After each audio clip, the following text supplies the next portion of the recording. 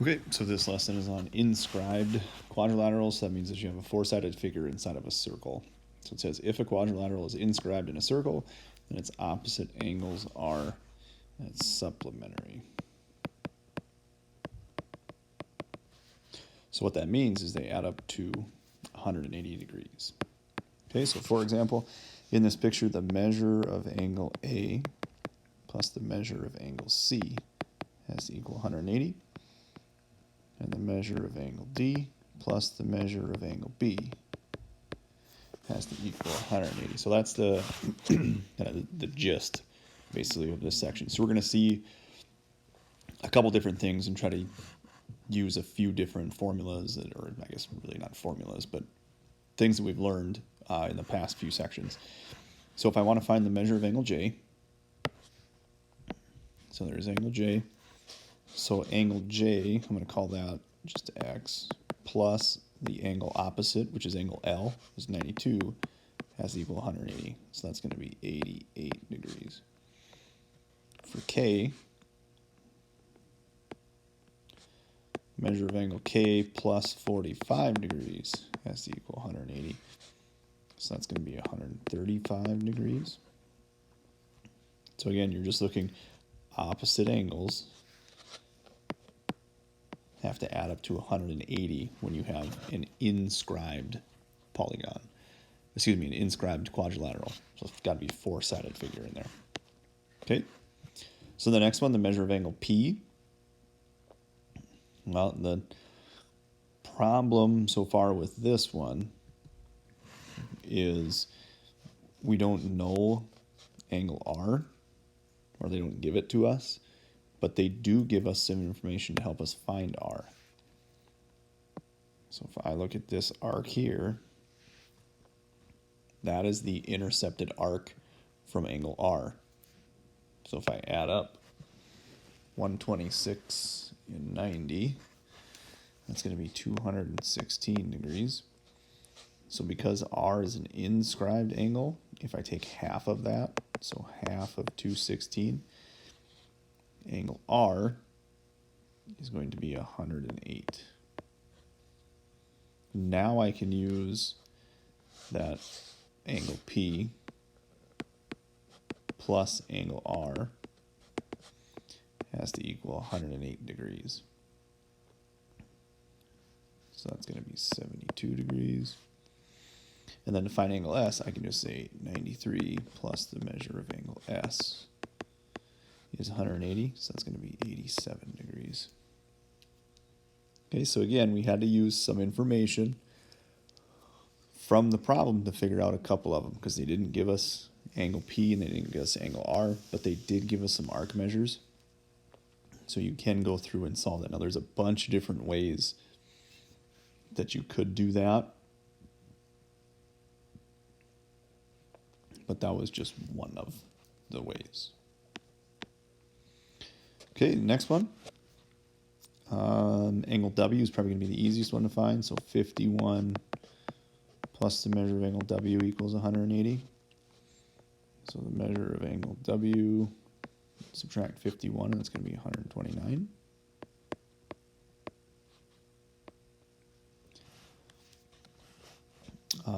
Let's see, we can find the measure of angle X, because again, they give us this arc. So the measure of angle X is going to be half of that arc. So if I add up 101 plus 67, that's 168. If I divide that by 2, that's going to be 84. So angle X is 84 degrees. And then to find angle V, I can do 84 plus the measure of angle V equals 180. So that's going to be 96 degrees. Okay, again, just to show if there's another way of doing it, if you know that the red arc is 168,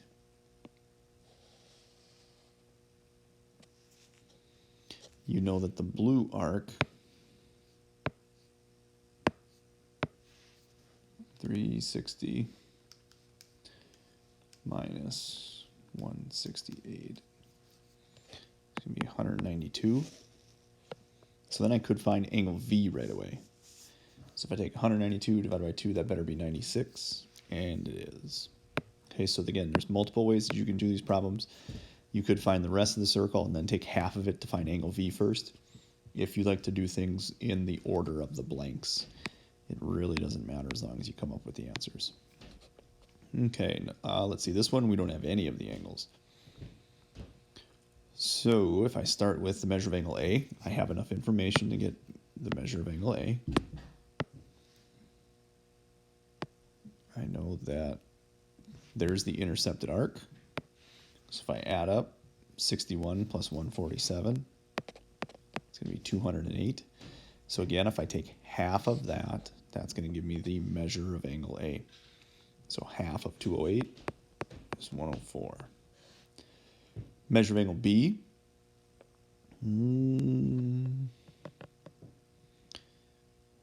Again, I could do that one with a little extra work. I do know these three chunks.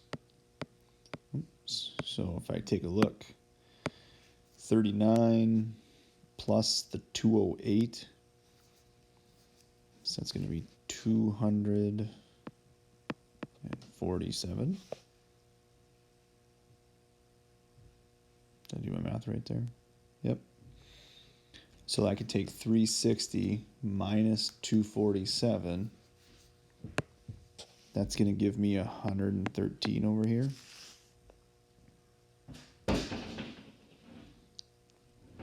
So now I can use the intercepted arcs. So 113 and 147. I just noticed what else I could have done. So that's going to be 260. Then I can take half of 260. And that'd be 130 degrees. So that's, again, if you want to do it in order of the blanks, I personally would not have done that. I would have found D first, because I know 39 and 61. If I switch colors again here, here's arc D, or the one that corresponds to angle D. I should say arc AC. So 39 and 61 is 100. 100 divided by 2 is 50. Because then I would have done 50 plus the measure of angle B has to equal 180. That's much faster than going through all the math that I did for the other one. Measure of angle C, again, I'm going to use A. So 104 plus the measure of angle C has to equal 180. So that's going to be 76 degrees. So again, that's just going through using pieces. You know that a whole circle adds up to 360, and then you can subtract pieces off to find missing pieces, and then go through and use those properties that we did. Okay, so this next one here, we know that opposite angles, so 9x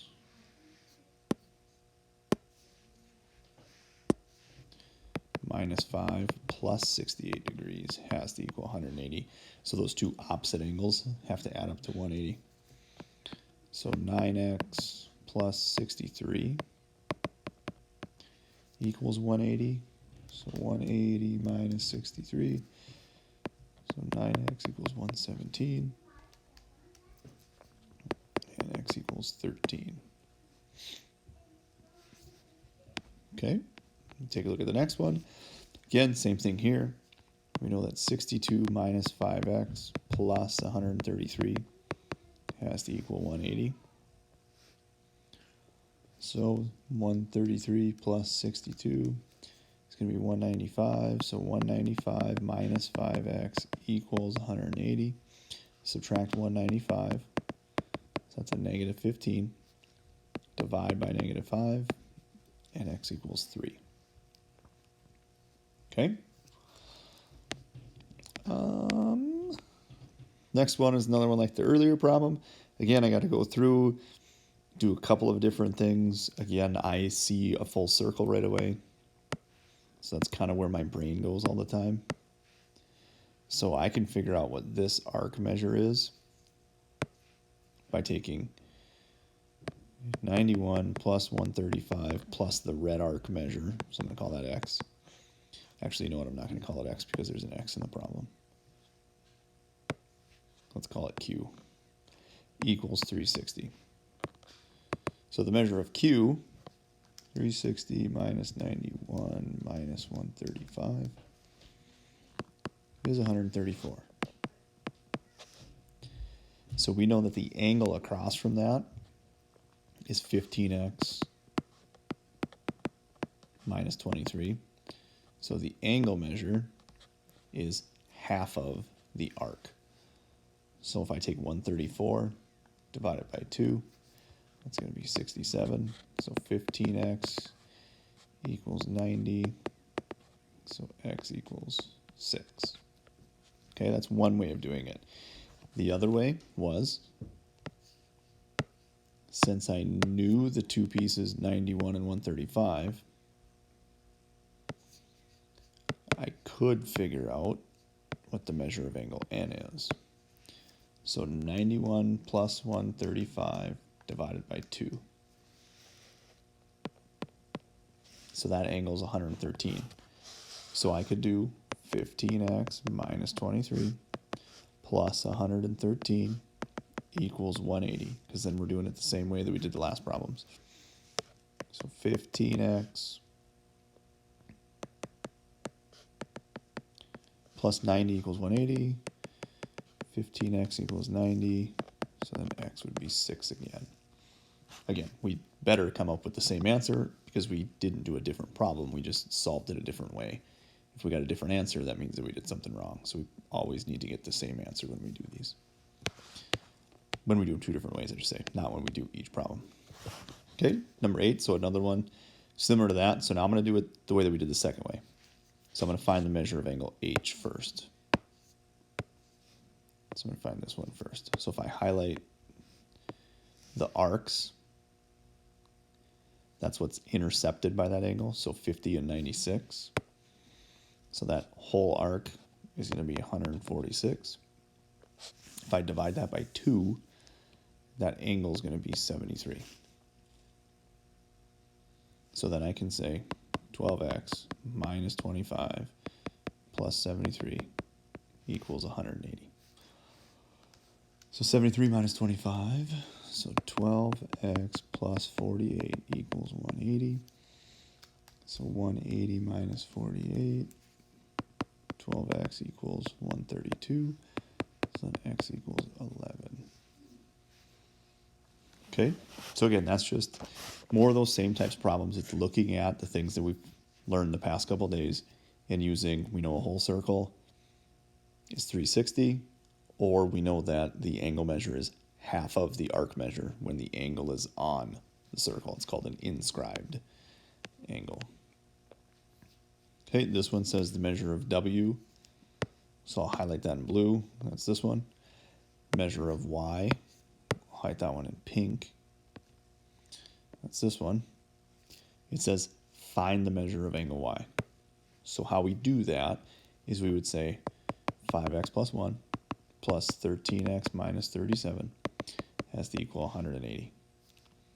So 18x minus 36 equals 180. So 18x equals 216. So then x equals 12. We don't stop there on this problem because it asks for what's the measure of angle y. So we got to take that 12 and plug it in. So 13 times 12 minus 37. So the measure of angle y would be 119 degrees. Okay? Again, just going through and using properties that we know. So this will be just a real quick, we'll do a kind of a review of everything that we had done so far. So this is kind of a review of all the previous notes. So this is the first part of your test, naming things. It's multiple choice, just like it is on your practice test. Name a radius. Well, that'd be RT. So segment RT, you could say TS, you could say QT. Name a diameter. That's QS or SQ. Name a chord that is not a diameter. So this one, your only option is PS or SP. Name a central angle. Well, we got a couple of them there. I'm going to call it angle QTR. You could have said RTS or STR. As long as T is in the middle when you name it, you're fine. Name a minor arc. A minor arc is 2 letters, so I'm going to say PQ. Name a major arc. A major arc is 3 letters. It has to be more than half the circle. So if I start at P again, go through S, and then stop at Q. So we know that's definitely more than half the circle. And the last one, name a semicircle. So that just has to be the diameter. So again, I have to start at Q, go through R, and end at S. Or I could start at S, go through P, end at Q. We just have to start and stop at Q and S. Okay? Next one, these are all central angles. So this caused people problems on the quiz that I gave in my regular geometry class. They get confused with central angles and inscribed angles. They think that it's always half. A central angle is equal to the arc measure. So when they say the measure of MPL is 63, so this one right here is 63 degrees. So I know right away that this is 63 degrees. I know that this is 90 because that's 90. I know that because it's 90 there, these 2 angles make 90. So that'd be 27 and 27. I know that JM is a diameter. So then this arc out here is going to be 153. So the angle is 153. I know that these are vertical, so that's going to be 27, and that's going to be 27. So I basically just went through and filled in the circle. And now I can just look at my numbers and answer all the questions. The measure of JK, 27 degrees. The measure of KNM, so start at K, go through N, and stop at M. So that's going to be 360 minus 90 minus 63. I'm missing these 2 pieces when I start at K and go all the way to M. So 360 minus 90 is 270. 270 minus 63 is 207. NJ. So NJ was 153. We had already labeled that one. MJL. So I got to go from M to J to L. So that's everything except for 63. So 360 minus 63 would be 297. JL. So that's 27 and 90. So that's 117. JLK. So JLK is everything except for 27. So 360 minus 27. So that's 333. Okay, again, going through using central angles and then just adding and subtracting pieces. Is it a half a circle? Is it a full circle? What do I know? What don't I know? And then you can just add them all together. Okay. These are going to be those vertical ones. So anytime you have the measure of arc AD and the measure of arc CD, find the measure of arc CD. So because AD plus CD makes a half a circle, then 19x minus 49 plus 5x plus 37 equals a half of a circle. So 24x minus 12 equals 180. So 24x equals 192. 192 divided by 24. X equals 8, but then they asked us to find the measure of arc CD, so I got to take that 8, and I got to plug it in. So 40 plus 37, so that'd be 77 degrees. Okay, I hope this helps out.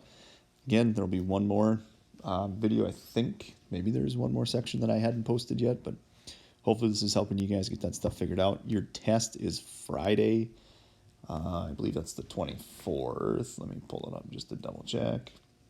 Yep, it's Friday the 24th in your regular geometry classes. So again, use this stuff to help study, to help review, to help get stuff figured out. If you have questions, feel free to email or log into my Teams meeting. All right.